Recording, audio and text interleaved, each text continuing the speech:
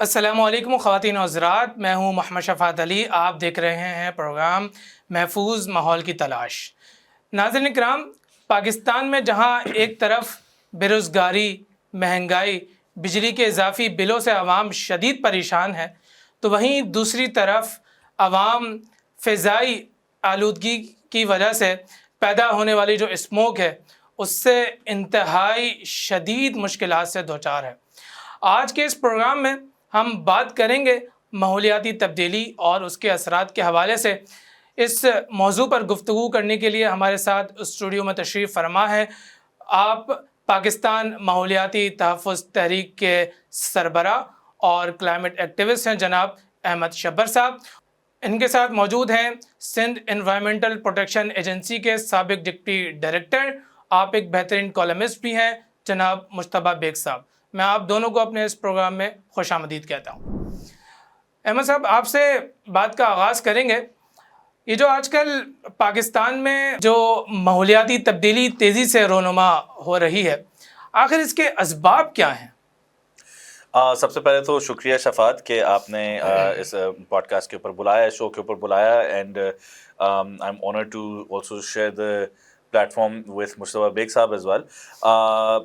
یہ جو ماحولیاتی اس کی اسباب اگر آپ بیسک اس پہ وہ کریں تو یہ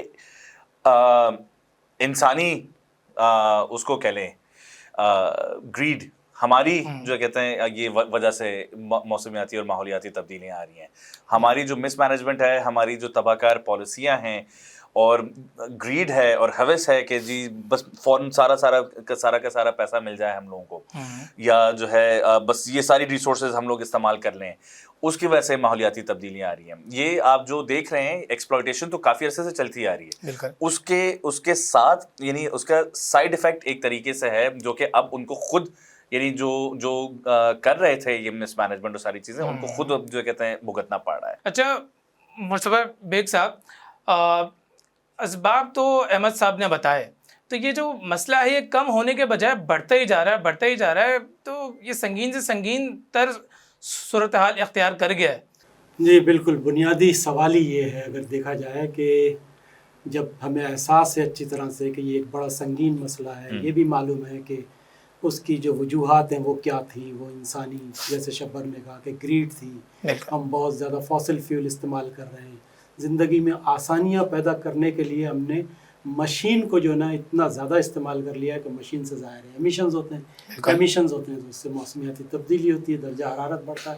ابھی ایک رپورٹ آئی ہے ریسنٹلی جس میں کہا ہے کہ وہ درجہ حرارت کی سطح جو ہم کہہ رہے تھے 2030 تک ہم اسے روکنے کی کوشش کریں گے کہ وہ 2030 میں آئے گی، وہ ابھی آ چکی ہے۔ بالکل ایسے 2 ڈگری سینٹی گریڈ تک عالمی درجہ حرارت میں اضافہ ہو جائے گا، یہ ورلڈ میٹرولوجیکل آرگنائزیشن کی رپورٹ ہے۔ تو اس کا مطلب یہی ہے کہ کچھ ہو کیوں نہیں پا رہا ہے، حالات مزید خراب کیوں ہو رہے ہیں۔ تو اس کی وجہ یہ ہے کہ جب آپ کچھ ترک کریں گے، کچھ چھوڑیں گے، قدرتی طرز زندگی کی طرف آئیں گے تو آپ کو اس کی تلافی بھی کرنی ہوگی۔ اب وہاں پر سوال یہ پیدا ہوتا ہے، کہنے والے کہتے ہیں کہ جی ہم سے پہلے والی نسلوں نے جو ہے مشین کو رائج کیا، ہم سے پہلے والی نسلوں نے جو ہے ویل کو رائج کیا، ہم سے پہلے والی نسلوں نے جو ہے فاسل فیول کو ڈسکور کیا، اس کے استعمال کو عام کیا، تو اب اس کی قیمت ہم کیوں ادا کریں؟ کہتے ہیں بڑا ہم تو بہت خوش ہیں کہ ہمارے فیملی ممبر کے پاس ہر ایک کے پاس ایک گاڑی ہے، جبکہ جاپان میں اس کو جہالت اور پسماندگی کی نشانی سمجھا جاتا ہے۔ امریکہ میں اوبر کو لائف اسٹائل سمجھا جاتا ہے، ٹچ آف کلاس سمجھا جاتا ہے، ہمارے یہاں غربت و افلاس سمجھا جاتا ہے اوبر استعمال کرنے والے کو۔ تو یہ فرق ہیں، یہ ڈفرینسز ہیں گلوبل نارتھ میں، گلوبل ساؤتھ میں، جس کی وجہ سے ایک رائے، ایک سوچ نہیں بن رہی ہے کہ جس پہ ہم اتفاق کریں۔ اور اس وقت بھی دنیا کے تمام لیڈر اسی بات کے اوپر سر جوڑ کے بیٹھے ہوئے ہیں کہ ایک رائے، ایک سوچ کیسے بنائیں، کیونکہ یہ گلوبل مسئلہ ہے تو اس کو گلوبلی حل کرنا ہوگا۔ بالکل ایسا ہی ہے۔ اور یہ بات آپ نے بڑی اچھی کہی کہ ہم یہ تو دیکھ رہے ہیں کہ ہمارے گھر میں ہر بندے کے پاس ایک گاڑی ہونی چاہیے، لیکن یہاں یہ بھی ایک المیہ ہے، ایک ہمیں سوچنے کا ایک مقام ہے کہ بھائی ہم جنگلات بھی کاٹ رہے ہیں، ہم درخت نہیں لگا رہے، ہم پودے نہیں لگا رہے، تو کہاں سے یہ آلودگی جو ہے وہ کم ہوگی؟ بالکل، یہ بات بھی دیکھیں، آبادی جو ہے ایک دور آیا تھا 1945 سے لے کر سن 2000 تک، اس کو کہتے ہیں گریٹ ایکسیلریشن. ایک دور آیا تھا 1930 میں گریٹ ڈپریشن کا, ایسے یہ گریٹ ایکسیلریشن کا دور آیا تھا. اس 55 سال کے دور میں آبادی 3 گنا بڑھی ہے دنیا کی, اتنی تیزی سے, کیونکہ اس میں ملٹی پلائر ایفیکٹ لگا تھا. تو جب آبادی اتنی بڑھی تو اس کے بعد کیا ہے, رہائش کے بھی وہی تقاضے ہوئے نا. جب آپ مشینی دور میں آ گئے, مشین سے ایک جوتے کے بجائے جب آپ 1000 جوتے پیدا کرنے لگے تو اس کے خریدار بھی 1000 ہوئے. جو خریدار ہوئے 1000 تو انہوں نے پھر اپنے معیار زندگی کو بھی اسی تیزی سے بڑھایا کہ وہ بھی مشینی زندگی اختیار کر بیٹھے. تو پھر اس میں آبادی اتنی بڑھی کہ پھر آپ کو رہائشی آبادیوں کے لیے ہاریزنٹل اور ورٹیکل دونوں ایکسپینشن کرنا پڑے. آپ ہاریزنٹلی بھی پھیلاتے گئے آبادیوں کو, تو کیسے پھیلائیں گے کہ دنیا جب بنی تھی, جب تو یہ قدرتی سسٹم کے تحت چل رہی تھی نا, کہ قدرت کے مظاہر جو ہوتے ہیں, فینومینا آف نیچر, وہ تھے. تو جیسے جیسے آپ نے مصنوعیت کو جو ہے نا آپ نے بڑھاتے گئے نا, تو آپ کو وہ جنگلات کاٹنے پڑے, وہ باغات کاٹنے پڑے, وہ جو زمین میں جو بھی جاندار تھے ان کو آپ کو ختم کرنا پڑا. بنیادی طور پہ اویئرنیس, بیسک اویئرنیس چیزوں کی, کہ اس کا ہمیں اچھا احساس ہو, تبھی ہم جو ہے نا کوئی بہتری کی طرف جا سکتے. بالکل ایسا ہی ہے. خواتین و حضرات, یہ بہترین سے گفتگو جاری و ساری رہے گی. یہاں شامل کریں گے ایک مختصر سا وقفہ, وقفے کے بعد آئیں گے لوٹ کر تو گفتگو کو مزید آگے بڑھائیں گے.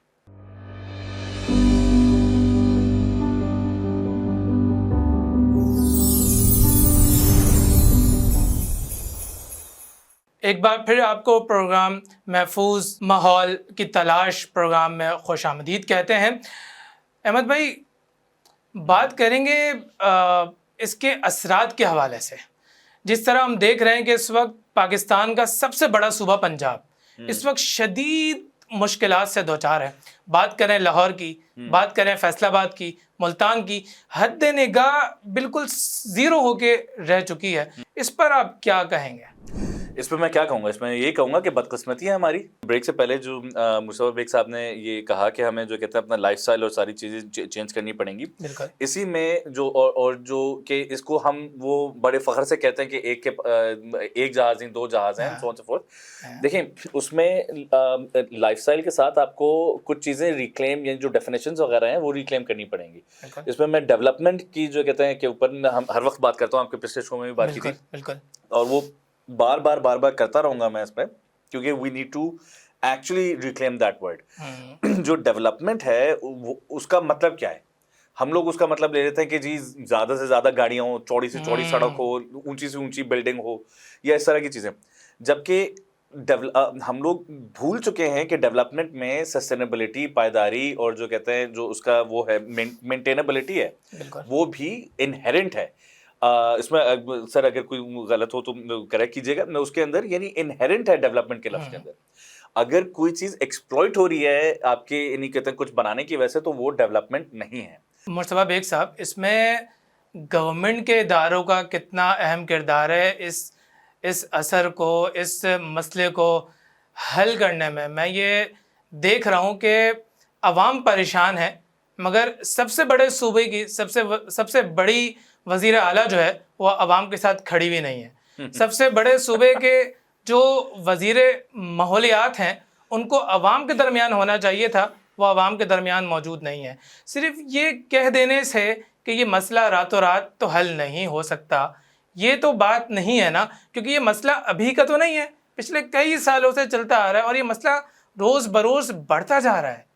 اس پہ آپ کیا کہیں گے؟ بہت اہم سوال ہے, اور بلکہ پورے سوشل میڈیا کے اوپر یہی چل رہا ہے. دیکھیں یہ اسی طرح سے تو ہمیں ذہنی طور پہ پسماندہ رکھا گیا ہے. ہمیں اس سوچ کے ساتھ رکھا گیا ہے کہ اصل جو بگاڑ ہے, اصل خرابی ہے, اس کی طرف نہ جائیں, بلکہ بالکل جو شیلو باتیں ہیں نا, بالکل ہلکی پھلکی باتیں, کہ وزیر اعلیٰ جو ہے وہ وہاں پر جنیوا کیوں چلی گئی, وہ کہاں گھوم رہی. اب آپ دیکھیں لائٹر نوٹ کے اوپر آپ فرض کریں وہ یہاں موجود ہوتی تو وہ کیا کرتی, لوگوں کے منہ پہ ماسک باندھتی پھرتی, کیا کرتی؟ اصل میں انہوں نے فنڈز ایلوکیٹ نہیں کیے. جب فنڈز ایلوکیٹ نہیں کیے تو کام کیا لیں گے ادھر؟ بالکل ایسے ہی. فنڈز اس لیے ایلوکیٹ نہیں کیے کہ انوائرمنٹ اور کلائمیٹ چینج ان کی پرائرٹی میں ہی نہیں ہے. بالکل ایسے ہی. اور اس لیے پرائرٹی میں نہیں ہے کہ ان کی پرائرٹی میں وہ ہوگا, وہ کام ہوں گے جس کو دکھا کر پھر وہ اگلی بار جو ہے ووٹ لے سکے اور جیت سکے الیکشن میں. وہ چیزیں کیا ہوں گی؟ وہ ہوگی آٹے کا تھیلا, वो ग्रोसरी का बॉक्स जो कि आखिरी इलेक्शन के आखिरी साल में जो है ना वो तकसीम करते हैं, वो उनकी प्रायोरिटी होती है। ये चीज़ें नहीं होती उनकी प्रायोरिटी में कि इनको जो है ना, और फिर लोग ये समझते नहीं है कि पॉल्यूशन का बराह रास्त ताल्लुक होता है किससे, गुर्बत से। बिल्कुल ऐसे हम इतने एस्टिमेट लगा रहे हैं कि किसी की आंखों में सोजिश हो गई, किसी को जो है ना गला खराब हो गया। सोचा कि पूरे पंजाब में से समझ लें कि 40% पंजाब इस वक्त स्मोक से मुतासर है। उनकी प्रोडक्टिविटी कितनी मुतासर हो रही है। अगर वो काम पे जा भी रहे हैं तो वो 70% भी डिलीवर नहीं कर पा रहे हैं, 50% भी नहीं कर रहे हैं। तो आप इसको मॉनेटरी टर्म में अगर कन्वर्ट करें तो रोजाना के हिसाब से अरबों रुपए का पंजाब को इस वक्त नुकसान हो रहा है। बिल्कुल ऐसे हम में इतनी अहलियत नहीं है कि वो कैलकुलेशन कर सके। इस वजह से हमको क्या है, एक ट्रक की जो बत्ती के पीछे लगा दिया गया कि वज़ीर आला जो है जिनीवा में, और हम क्या करें, हमारा सिस्टम इतना थर्ड क्लास है कि इस सिस्टम के बारे में हमको बार बार बात करनी चाहिए। बिल्कुल दुरुस्त कहा आपने। ख़वातीन और हज़रात, यहाँ पे शामिल करेंगे वक्फ़ा, वक्फ़े के बाद आएंगे लौट कर तो हम इन तमाम मसाइल के हल पर बात करेंगे।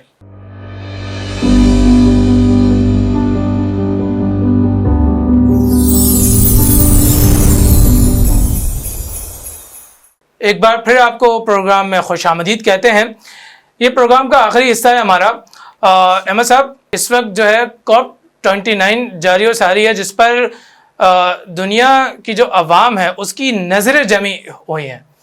अवाम देख रही है कि भाई इस कॉन्फ्रेंस ये जो चल रही है इसमें कोई ना कोई तो हल निकलेगा। क्या आपको वाकई हल निकलता हुआ नजर आ रहा है?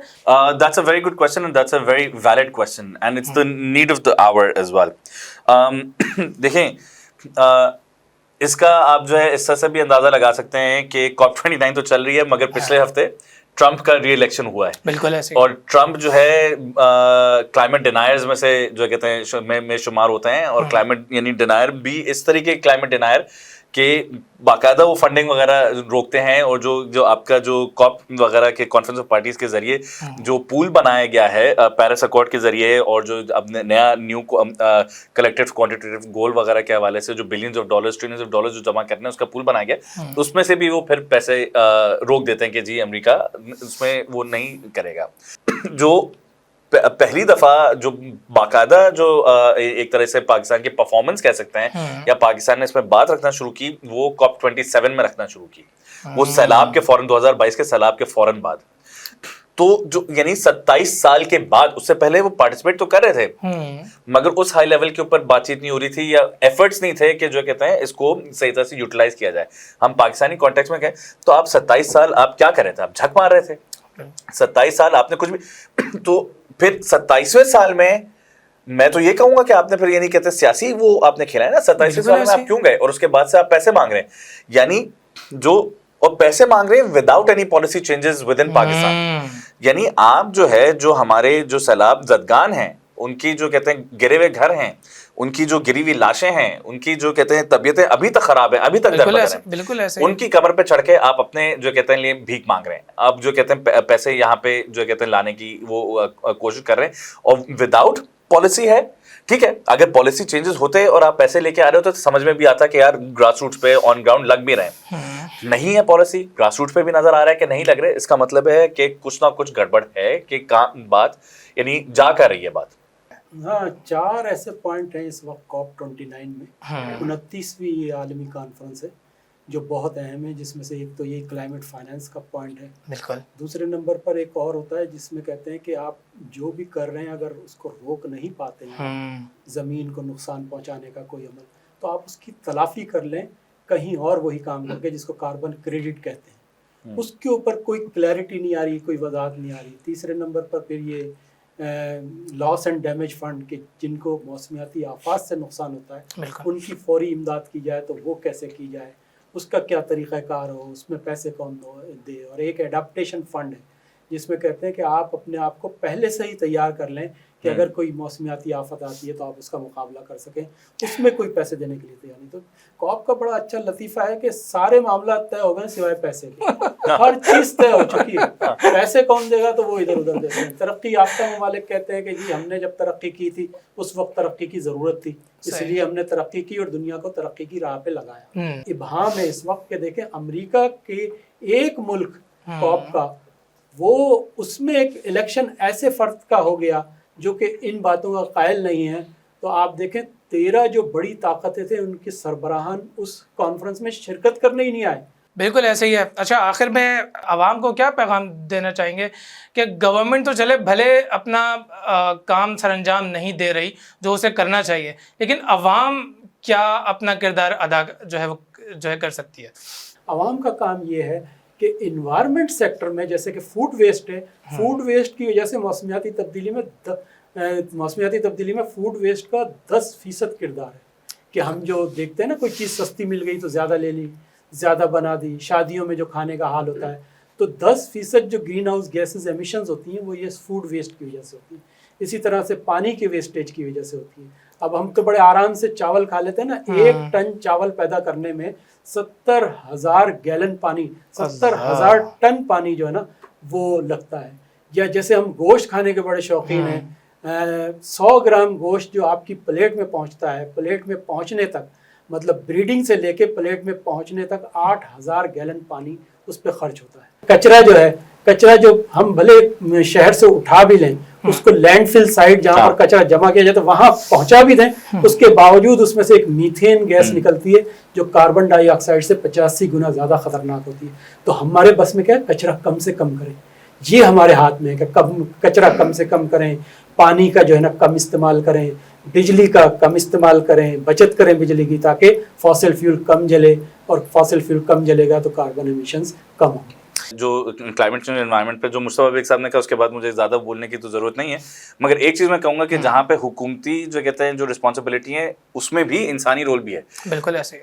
کس اس میں کہ اگلا جو الیکشن ہو آپ جو اگلا ووٹ دیں تو اس کو یہ ذہن میں رکھتے ہوئے دیں کہ جو پچھلی اس میں تباہ کاریاں کس نے کی ہیں اور اگلی اس میں پازیٹیو جو کہتے ہیں آپ کی جو climate positive, nature positive, environment positive جو کہتے ہیں پالیسیز کون لے کے آ رہا ہے، یہ بھی آپ کے اس کے اندر، کیونکہ یعنی کیا الٹے سیدھے مدعوں کے اوپر جو کہتے ہیں پوائنٹس دینے ہوتے ہیں. دیکھیں سیاست کا بھی کا جو مقصد ہے جو میں جو جس پہ پہنچا ہوں کہ egalitarian and equitable distribution of resources, سب لوگوں کے پاس اس طرح کی ریسورسز ہوں کہ وہ اپنا کام بھی چلا سکے اور ماحولیات جو انوائر ہیومن سینٹرک ہونا چاہیے، ماحولیات کو بھی ساتھ لے کے چلیں. مصلحتوں کا وقت اب ختم ہو چکا، جہان ہے تو جان ہے. بالکل ایسے ہے، بالکل ایسا ہی ہے، جہان ہے تو جان ہے. اسی کے ساتھ اس پروگرام کا وقت اپنے اختتام کو پہنچتا ہے. آپ دونوں مہمانوں کا بہت شکریہ کہ آپ لوگوں نے اپنے قیمتی وقت میں سے وقت نکالا اور اس پروگرام میں تشریف لائے. اس پروگرام سے اپنے اس میزبان محمد شفاعت علی کو دیجیے اجازت، اس اپنے پن، امید، یقین کے ساتھ کہ آپ اپنا اور اپنے ارد گرد کے لوگوں کا بہت خیال رکھیں گے. اللہ حافظ.